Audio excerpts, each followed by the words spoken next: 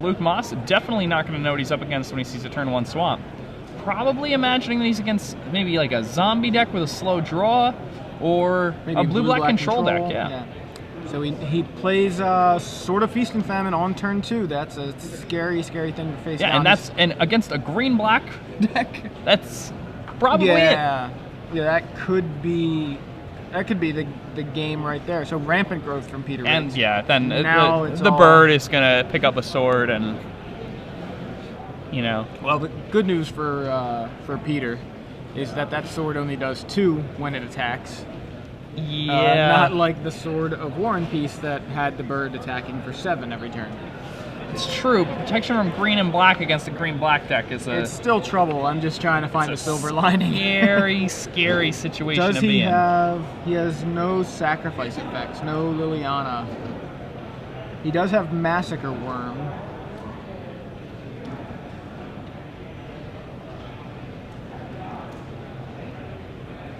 All right, so let's see what Luke Maas has in store for us this turn. If he has a land, I think he can. The cavern is naming Wolf. Yeah, that was what I was going to ask. Was what the cavern name? And this cavern is naming Spirit, maybe Human. Well, either way, they help that bird pick up the sword, and Peter goes to 18. Wolf or Silverheart a Spirit Wolf? That's fine. That's because Wolfear Silverheart should go on this. It is a warrior. Warrior.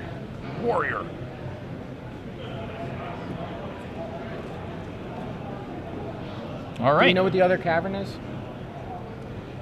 Are they both wolf? Spirit. Okay. Spirit.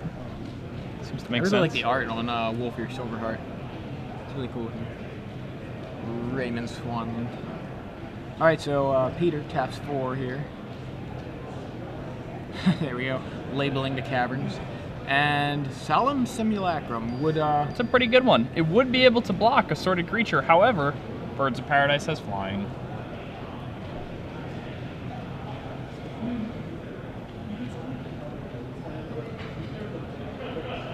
And this sword hitting, it's just so much. So hard to beat that. A little surprising that Luke Maas didn't decide to play Strangler Geist, I think. Does he have a Wolfear Avenger in his hand? I guess that's really the only reason why he wouldn't cast Disguise, right? I can see he has Llanowar Elf. I thought he had Strangler Geist. I mean, if he names Spirit, then he definitely does. So, okay, Wolfear Avenger. He did have it. Makes sense.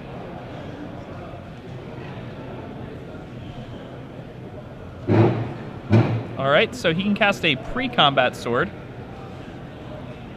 And there's Sword of War and Peace. Yep, then he can attack with his bird and his Avenger. So in for 5. Yeah, I imagine Solemn Simulacrum is going to jump in front of the wolf. Yeah, perfectly fine with that. Just 16. And Peter's going to have to discard a card again. Trying to get the timing of this right because the damage. Does he draw and then discard, or does he discard before he gets to draw?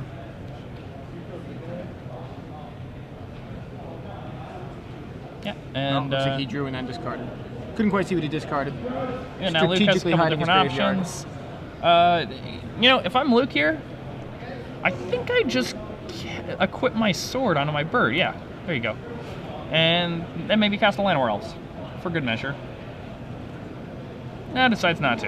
That's fine. I mean, just playing around a Black Sun Zenith. That is just having that bird. extra guy in your hand to equip the 2 swords to at any given moment. Pretty good.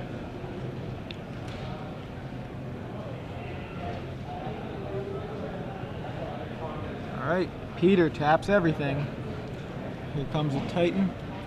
Oh, Black Sun Zenith. Black Sun Zenith for 4. And that is that not enough? Is it for 4 or for 5? For 4. So, I mean, the bird's going to stick around. But the bird is a 0-1. It's going to be a 0-1, right. So, it's even though it has the 2 swords on it, those 2 swords aren't going to do anything. Like right.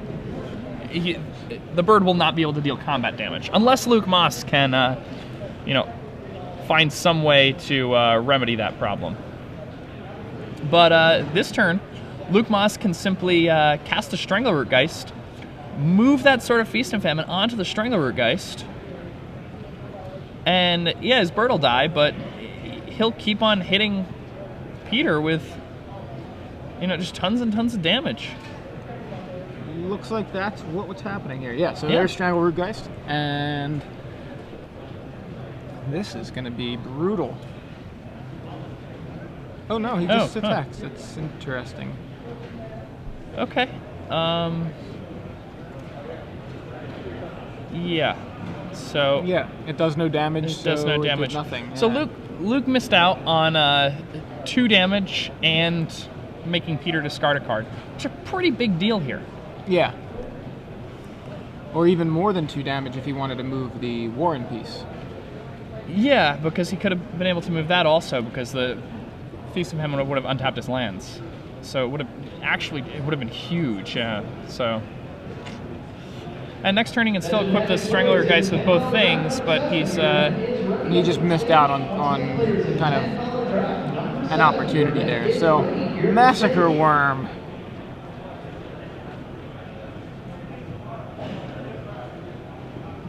Strangler Geist comes back. Yeah.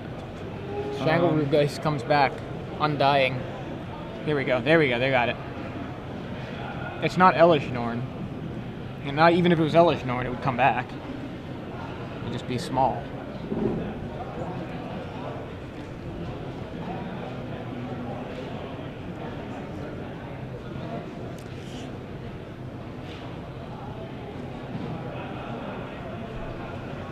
And Feast and Famine will get on the Strangleroot Geist.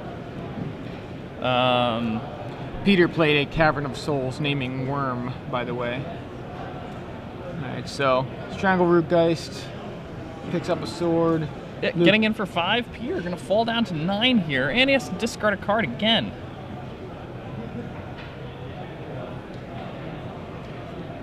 And I mean, it could have been much worse for him. He could have been at 7 right now, and could have, instead of taking, he would have taken way more than that, because it would have been 5 plus how many cards are in his hand? 2, 1.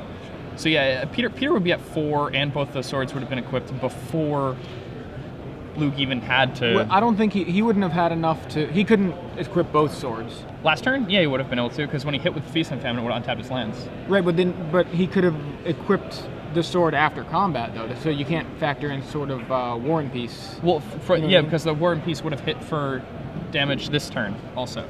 You know what I mean? Oh, I see what you're saying. For this turn. No, that makes sense. That makes sense. Okay. Yeah, so Massacre Worm getting in there. Luke's fine with that. He'll just go to 10. I mean, he is winning a race right now, this double-sworded Strangleroot Geist. Yeah, that makes sense. Yeah, because the Strangleroot Geist wouldn't have died from the Massacre Worm, right?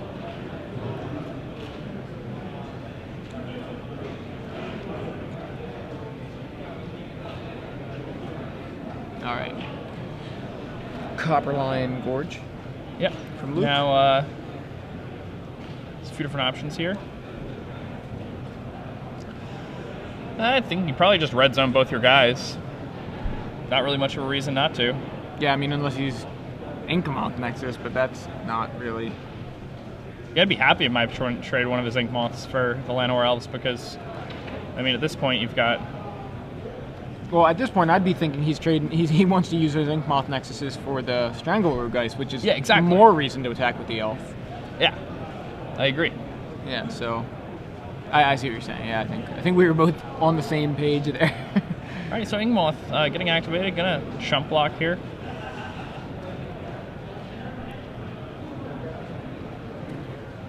And now Strangleroot Geist can come back again. Yeah, that is such a crazy interaction. Like, you mean I made it better by giving it a -1/-1 counter? I have a question. If a Cavern of Souls is naming Wolf, can you use it to cast a Werewolf? Well, like something that's creature werewolf? Like I would think no, since that's technically a different creature type. Is that different though? But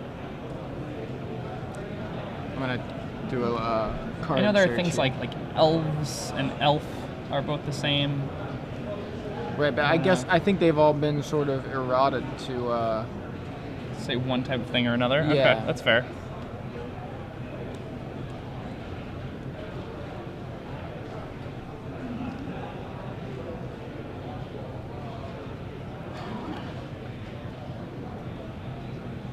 All right, Peter Riggs with another big play this turn, it looks like.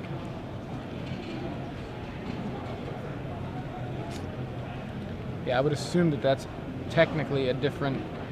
So, like, you couldn't cast Afflicted Deserter with a cavern naming Wolf, because it's technically another creature type. Yep, so Luke gonna fold a 6 here because the Massacre Jamie Worm's O'Sullivan, triggered. if you're in the building, please come up to the stage. Jamie O'Sullivan, can you come up to the stage, please? Daybreak Ranger, another example. Werewolf, not wolf, so you'd have to actually have one naming werewolf.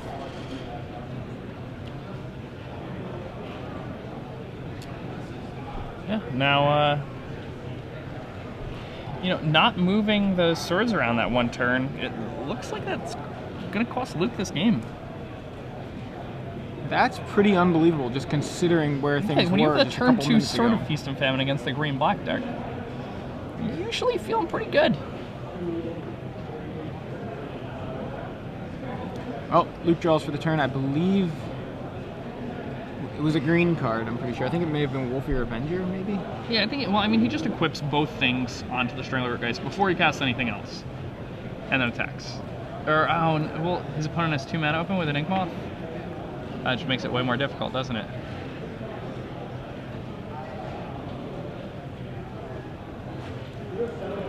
So he just equips the Sword of Feast and Famine.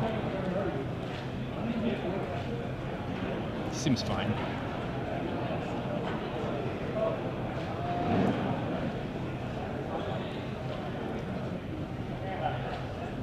This one's going to... Yeah, so he's got a Galvanic Blast for that Ink Moth before his opponent can block. Very nice play there. Yeah, pretty good.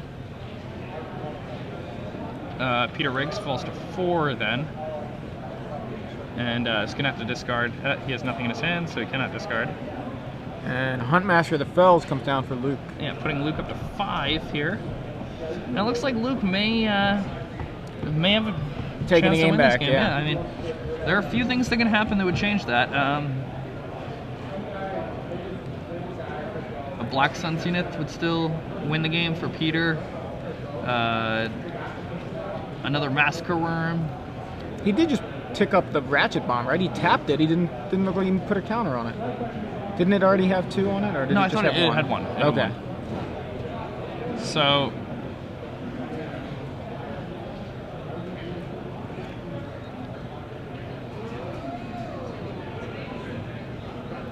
yeah, Peter Riggs. Peter Riggs can attack here with the Massacre Worm. Mm-hmm. And then Luke has to block.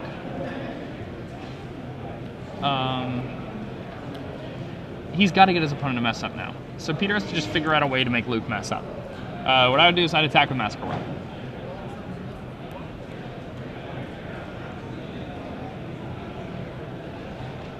Oh he's no, at least scooping it try. Try. Yeah, I mean, He can don't- always mess up. That was too tight of a game to just give up there. I Yeah, mean, your make it- opponent make make it all happen. mistakes earlier too. Because it's not the easiest thing for your opponent to understand, like how the Massacre Worm is going to deal him damage. Right. Like it's whenever a guy on your opponent's side dies, you get to deal him 2. Yeah. And then he's at 5, so if you attack, maybe thinking to himself, oh well, if I block, then it just creates a weird situation. Right. Right. You gotta give your gotta opponent give him an a chance opportunity to lose. to accidentally do something wrong. You don't just go, oh yeah, I can see how he just wins. I'll scoop up. Like he might not see how he just wins. I've had that happen. In like playtesting sessions, I feel like I remember things where like my opponent would start scooping things up, and or would say something like, oh, you just win, and I'm like, wait, how? Yeah. Will you do this and this and that? Oh yeah, you're right. I didn't even see that. Yeah. Whoops. Thanks for scooping. And stuff like that happens all the time. Yeah. Sometimes you gotta just stick it out. Yeah, especially when you're interacting with cards you might not be used to interacting with. Massacre Worm's been around for a while, but people haven't been. It's not like ubiquitous like a lot of cards, like even Grave Titan. You know, most of the time you see a Massacre Worm and it kind of ends the game as soon as it hits the board. Yeah, Massacre Worm can do that.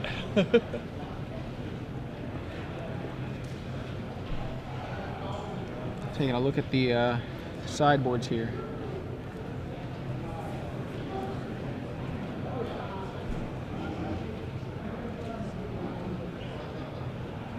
So in these sideboards right now, Luke Maas has access to Mimic Vat, pretty good one. An extra sort of Feast and Famine is going to be especially good here. Zealous Conscripts is insane in this matchup. He's definitely going to want to bring those in. So I think his big cards here are sort of Feast and Famine and Zealous Conscripts. We may see a one Mimic Vat, but I don't know. That's kind of a rarity. He's probably taking out his Galvanic Blast. They're not very good here. Help them deal with one Ink Moth Nexus. That was about it. Yeah, it helps him at the stage of the game where he's usually losing if he's in that stage of the game. Yeah. And he happened to win that one despite getting to that stage of the game, but in post-sported games, I think he'd rather, if he had instead had a Zealous Conscripts instead of a Galvanic Blast, it would have just outright won him the game very easily. So I think for Peter, enemy number one is sort of Feast and Famine, and number two may be sort of War and Peace, just getting rid of those swords or somehow being able to deal with them. So he's got an Acidic Slime. He's got one in the main, another one in the board. He's got two Phyrexian Metamorphs to kind of put on that same kind of pressure himself. He's got another Ratchet Bomb and a two Naturalize. Yeah, another Ratchet Bomb. Yeah, I think he's probably going to sideboard in one Wormcoil Engine, one Grave Titan, two Naturalize, and he might side in the Slime. I don't know, though. I don't think you side in an extra one in this matchup. Nope. And the Metamorphs, I'm really not sure about. I don't think you can side in the Metamorphs here, I think. But, I don't know. Maybe you do, because you have the Glissa plan. How good is it when you go, Massacre Worm and follow it up with another Massacre Worm in the form of Yeah. No, you know obviously that's insane. I know, I'm saying, but how good would that have been last game where he, he seems like he can get to the big guys, and if he can get two of them, it seems really good. And of course, his opponent has some interesting stuff there too. It's in the form of swords mainly. That he would probably be happy to want to have a Sword of War and Peace or something if his opponent has that. The Sword of War and Peace is much better for him against Luke than it is for Luke against Peter. I mean, Luke may decide to make room by cutting Sword of War and Peace, but who knows? I don't know if he'll cut Sword of War and Peace. I wouldn't think so either, but I mean, if he does not, or maybe on the draw, then Peter has the opportunity to copy it with a Metamorph, and that's actually pretty good because just the pro red could matter, and the lifelink. Well, faux lifelink. Luke Maas has to mulligan a hand that could have been very, very, very good had he had one more land, but it was a one-lander with no one-mana accelerant. He did have Sword of Feast and Famine and Zealous Conscripts in his opener.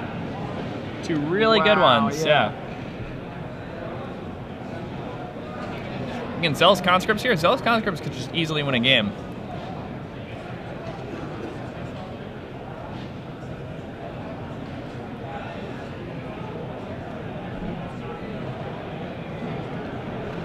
Yesterday when I got in, the Ghostbusters movie was on TV.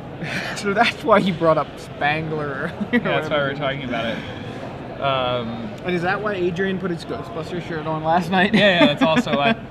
This when Adrian came to get us from the hotel before you had gotten there. Yeah. We were waiting for you, and in Ghostbusters ended 4 minutes before you got there, and Silence of the Lambs was just starting. All right, Luke Maas, 6 cards. 4-lander, not a great hand, but you gotta do what you gotta do sometimes. Is this... I think it's gotta be keepable. I can't quite see what the non-lands are. Well, guess we're gonna find out. Oh, and he finds a Phyrexian Metamorph. Yeah. At turn 1, Copperline Gorge.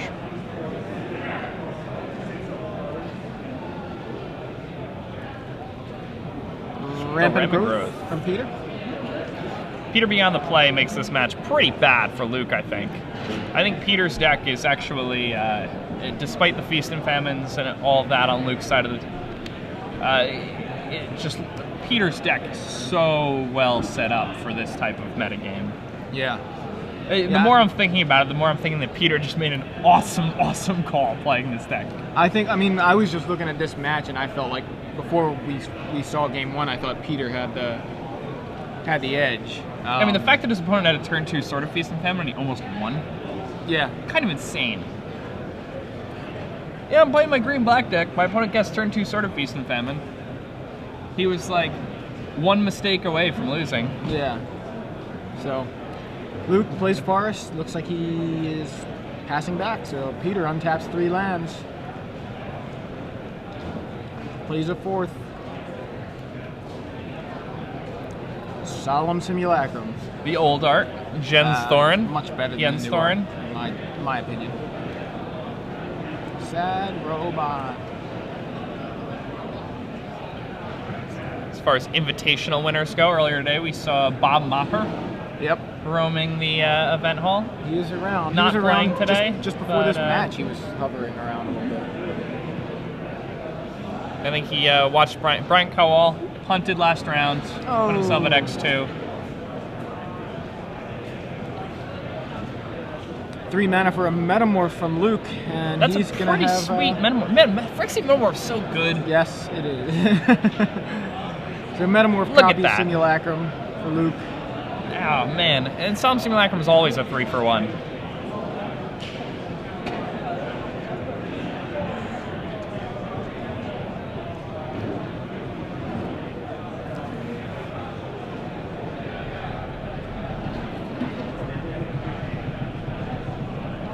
Peter Riggs sending a Solemn Simulacrum in the red zone. Luke will gladly take that damage.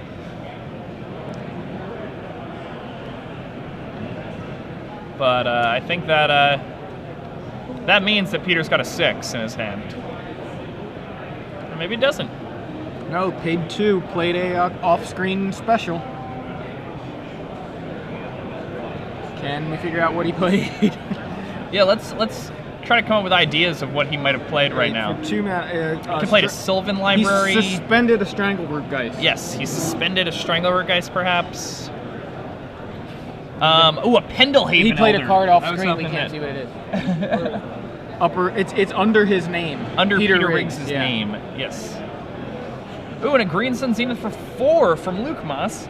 I wonder what that's going to grab. It's probably going to be Huntmaster of the Fells. It is Sphere of the Suns. All right, Sphere of the Suns. Huntmaster of the Fells coming down, making a wolf token, and putting Luke back up to 18. Peter Riggs still looks to be in pretty solid control of this game, just because he has top deck potential. If he ever draws a 6-drop, he just wins. That's one of the things that's so good about a deck like his. Yeah, and that's what I think gives him the edge. He can just go so much bigger. I think he has a Massacre Worm in his hand because he didn't have triple black last turn. Legacy Challenge registration is open. So Huntmaster of the Fells may have not been the best Green Sun target.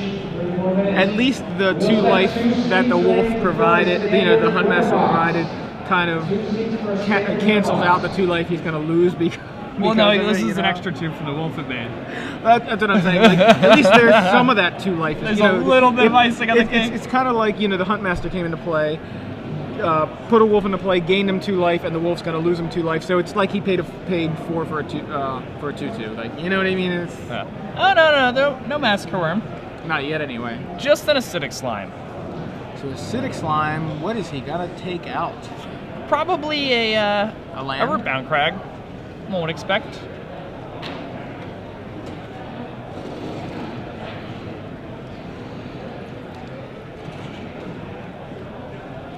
Man, all this attacking from Peter is blowing my mind. He keeps attacking, and I'm like, then he has to have this, but he doesn't. And I'm like, wow! Is that Inkmoth Nexus in play? I guess it is, yeah. Okay, so Luke still has Galvanic Blast in his deck, which looks surprisingly good right now. Thank you for moving the stuff into play, Peter.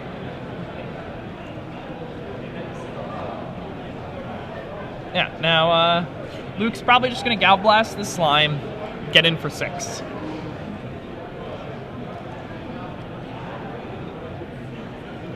He's got to start the bleeding somehow. Yeah, I like that plan. Just, You know, you really need to, like, even though his hand may not be that aggressive, we don't know, but Luke has to get Peter into that range of, like, around, like, 11-ish life. Otherwise, like, his whole sideboard plan of bringing those Zealous Conscripts and just KOing his opponent doesn't work. Yeah. Like, he needs that. Absolutely needs his opponent to be at a low enough life total so that the Zealous Conscripts actually kills them when he draws it in the late game. Another green Sun Zenith for 4. This is probably going to grab another Huntmaster of the Fells. Wow. Peter could be Literally the juiciest Massacre Worm a massacre of worm. all time. This is like this is really close to a lethal Massacre Worm.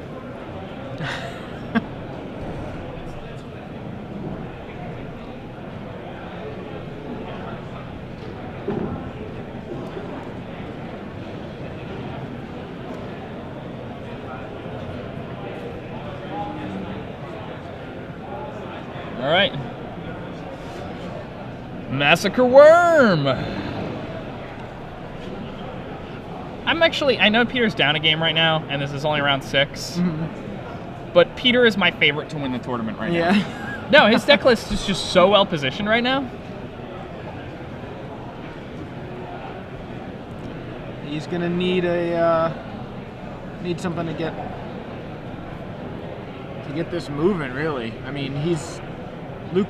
I don't think those life totals are they correct? I guess it could be correct because They are correct. Yeah. 2. Yeah, He's gained 2 twice so, from I the mean, Huntmaster. Life total wise, this game hasn't even begun.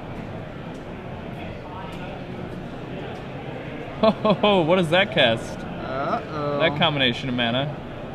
Yeah, it's almost funny because you're like, I don't even want to attack because he could just block and save himself damage from Massacre Worm. So.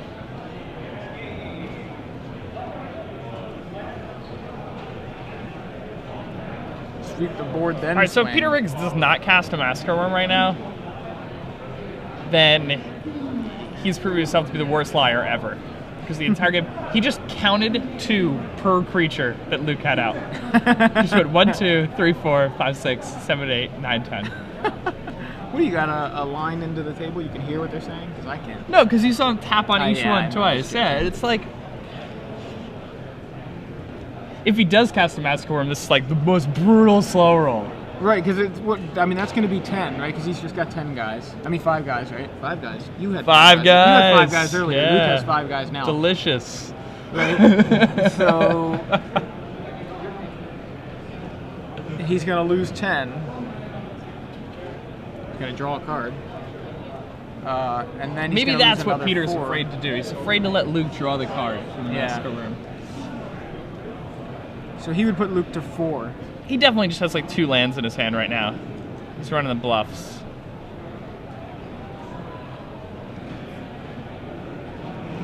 And if he has 2 lands in his hand right now, he's just dead. Those Huntmasters are going to murder him. Yes, Ravager of the Fells. He flips over, he kills both of your creatures. Well, when there are 2 of him, he does. He deals you 4 damage. And then your opponent will attack you for 14. Can we get a And look you'll be at Peter's 2. And then you'll hand? be dead to the Galvanic Blast. If Peter doesn't have a spell right here, he just dies. He just passed the turn. He just passed the turn? He did. He's dead. If Luke can find it. Well, first, the Huntmasters have to flip. I mean, I guess you don't have to remind him if he is, you know, the new IPG thing, right? Do they have to flip?